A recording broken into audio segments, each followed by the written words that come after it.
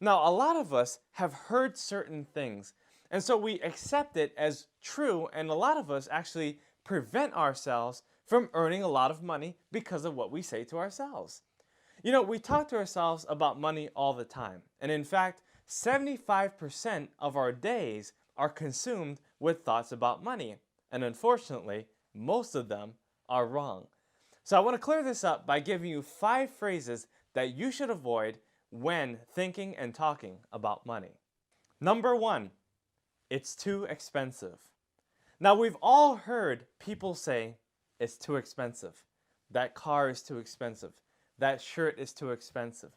That food is too expensive. And then people say, we can't afford it. And so what they're saying is that they don't necessarily think it's too expensive, but they're actually limiting themselves and saying they don't want to afford it. They don't want to pay the price. Now, price is not an immovable object. You see, a lot of us can become bigger than the price that we see. Usually if we see an item for like $100, a person might say, well, that's too expensive because they can only pay up maybe $50 or $60. But really what we should be saying is, how can we become bigger than this $100 object? How can we actually supersede that amount and make more so that we can be able to afford that thing that we want? Opening up your mind to paying a higher price and actually getting what you want will allow you to become richer in your life. Number 2, save for a rainy day. Mama used to tell me, Daniel, you have to save for a rainy day. You never know what's going to happen. Emergencies, chaos, tragedies. And I'd say, yeah, Mama, I know exactly what you're talking about. And I did. She's basically saying you have to have a certain side amount of money to save for certain things that might happen. A rainy day. But you see, if you're really expecting these tragedies, these emergencies, which are inevitably bound to happen, what you're saying is basically, let me just save for only a rainy day and not save for a sunny day. Days of prosperity, days of getting what you want and going where you want with who you want to go with. Now, when you save for sunny days, it allows you to make more money so that naturally the rainy days will take care of themselves. You see, sunny days are days of luxury, days of prosperity, days of getting everything that you want in your life. So instead of saving for a rainy day, start saving for a sunny day, and eventually the sunny days and rainy days, whichever one will come, will naturally take care of themselves because now you have more money. Number 3, my spouse runs all the finances. The other day I ran into a man who was telling me how his wife runs all the bills. She does the budgeting, she does the planning, and she knows where all the money is going. He says he doesn't want any part of it.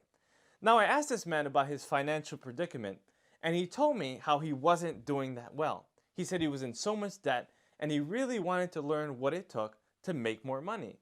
And I told him, if you don't know where your money is going, how are you going to get more of it?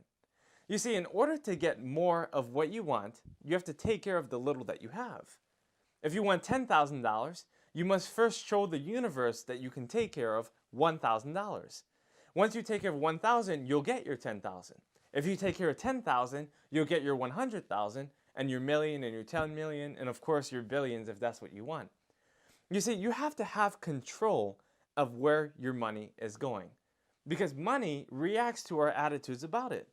If you have a spouse or someone that you live with, but you don't have the exact understanding of where your money is going and when it's going there, you don't have control of your money at all. In fact, your money has control of you. So take control of your money and master your money. Never let your money master you. And tell your wife or your husband or the person that you live with that you want to be a part of the finances and know exactly where it's going. Number 4, money doesn't buy happiness, or money doesn't make you happy.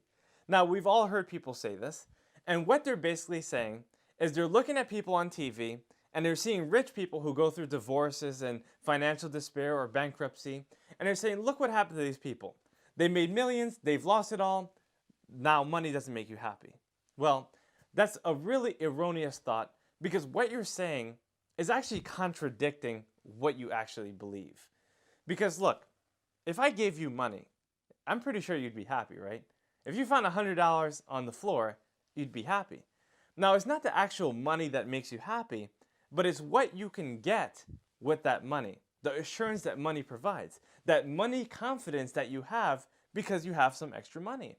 Now, it's not the actual dollar bill that makes you happy or the coins, but it's what that money can do for you. Now, when you say money doesn't make you happy, you're not going to get any of it because you're actually saying that you want to be happy, but getting money will not help you do that. So, my friends, money doesn't make you happy, but the things that it can do for you will make you happy. So instead say, I get money and money naturally flows my way and money helps me to do a lot of good things that I want to do in my life. Number 5, and the last one, you can't have money and love God at the same time. A lot of people say you can't be spiritual when you have money. And the reason why they say this is because they don't really understand the spiritual laws of money. And it takes a lot of time to understand it, but really I think it's simple. People always misquote the Bible. They say money is the root of all evil. But really what the Bible is saying is the love of money is the root of all evil. See, if you love money and if that's all you want, it's going to cause you to do things that really self-destruct you. Now, if you allow money to work for you and you start using money in ways that help you to perpetuate your success and the success of others, then it becomes a lot easier. You see, the fact is that God wants you to be rich. He doesn't want you to be poor. We have to understand that it's all righteous to have the money that we want, but it's what we do with that money that really determines our success. Now, as you could see, I've only given you 5 phrases that you should absolutely avoid for the rest of your life. Now, there's a lot more, but I want you to comment below and tell me exactly what you think they are. When you use your language in a certain way, it allows you to get what you want instead of what you don't want. Prepare yourself for success and sharpen your mind and communicate more effectively, not only to who you talk to, but also what you say to yourself and what you truly believe about money.